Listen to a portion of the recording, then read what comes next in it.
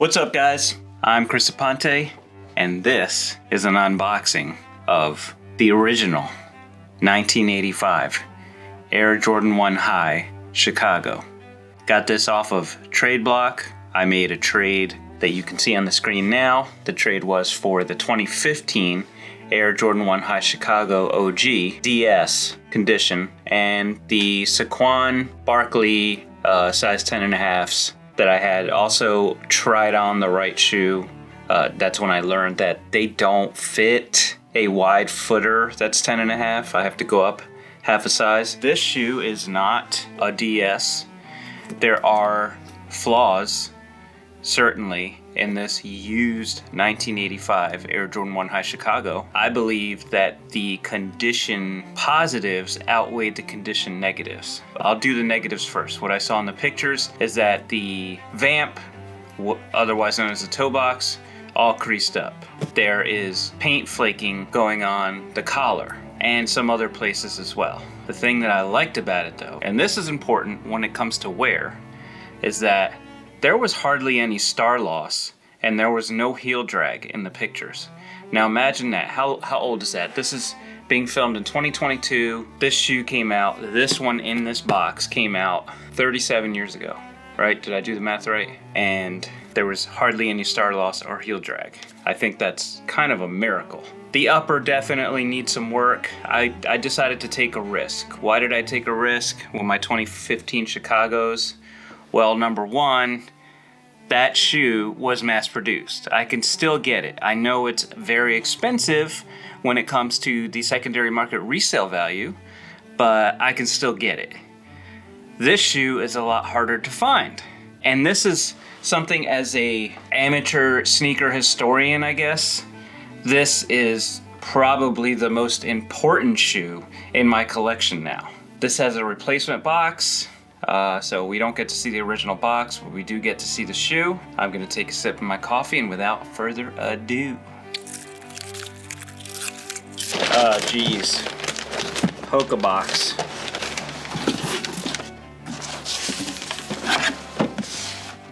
Where I live here in the Midwest, this is like the most popular shoe that I see, or the most popular sneaker that I see out in the world is Hoka. Hoka this, Hoka that. Running brand, apparently it's very good, but just not interested. Not interested. All right. Oh, by the way, this is a size 11. I'm a natural 10.5, but it's fine. Oh, man. I want to take a second before I even touch them just to look. Because this is sneaker history.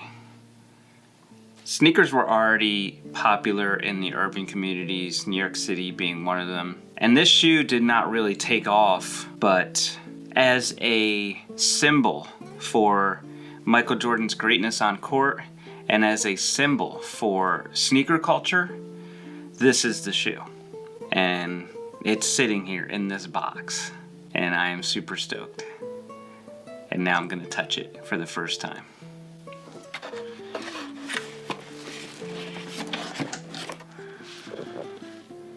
Huh. That is not what I expected. I'll tell you all about that in a second.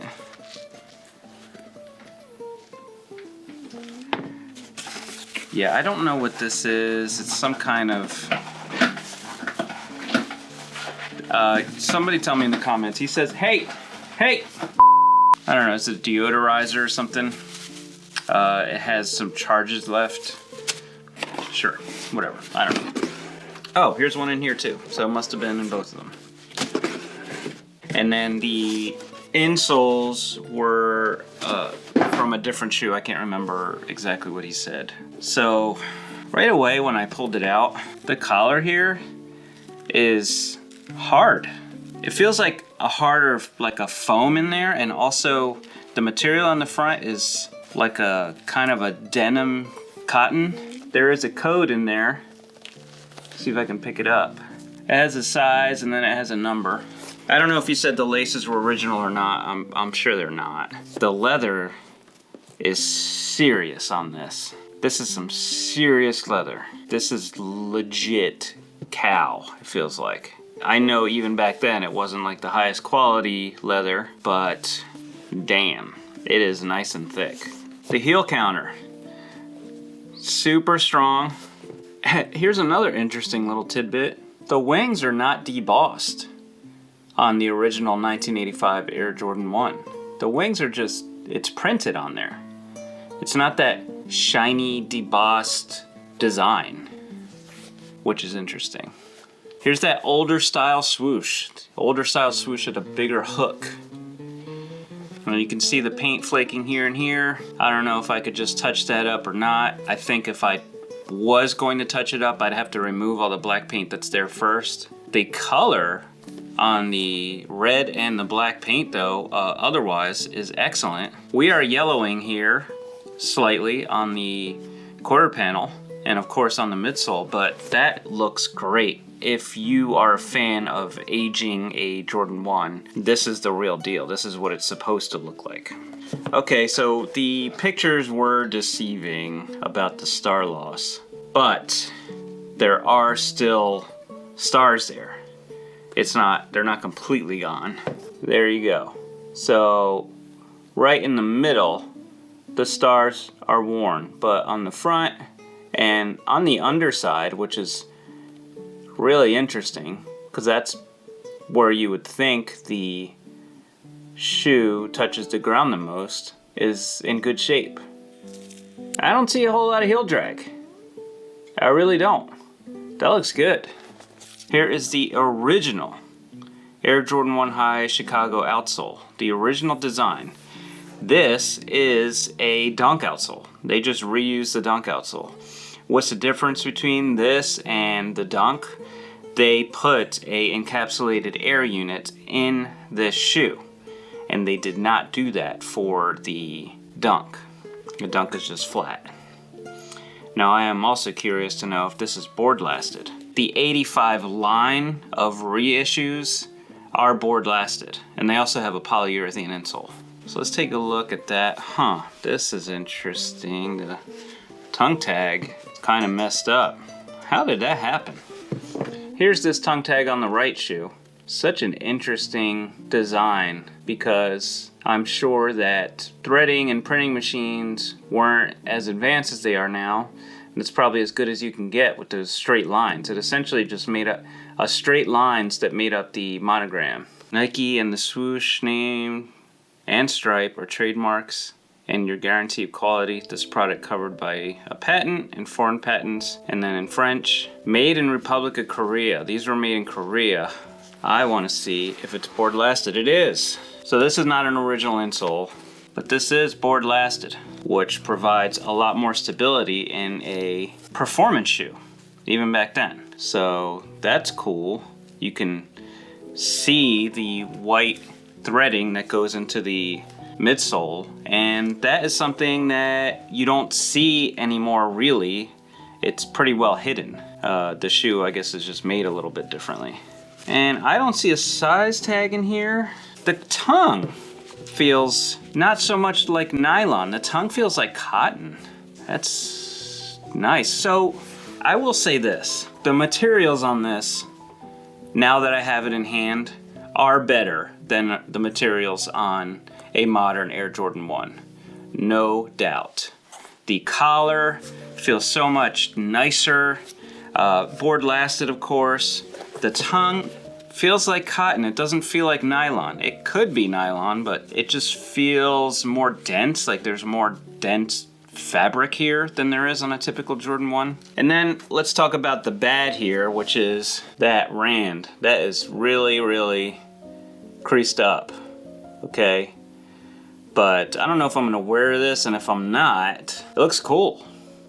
I mean, it's an old shoe. It's a super old shoe. So this is pretty awesome. This is a nice piece of sneaker history. I'm really excited about this. I don't know if I'm gonna find anything under UV light, I doubt, but just out of curiosity, if anything shows up, I'd like to see it.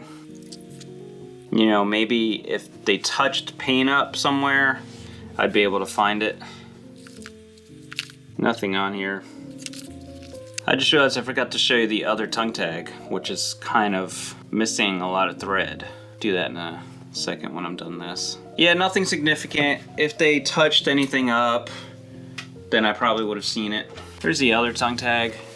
Like a thread was pulled and now you have like half or less of the monogramming on the bottom left of it there. The foam still looks the same color, still looks like the same foam, that goldish orange foam. On the 2015 Chicagos, this line of circles here, these vent holes, are straight.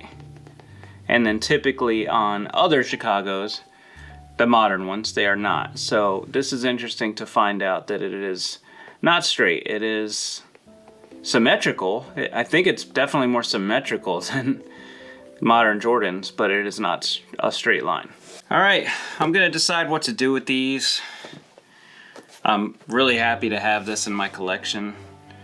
This is sneaker history. I don't think I'll ever let it go, but of course everything has a price, right? But man, this is super cool. Super, super cool.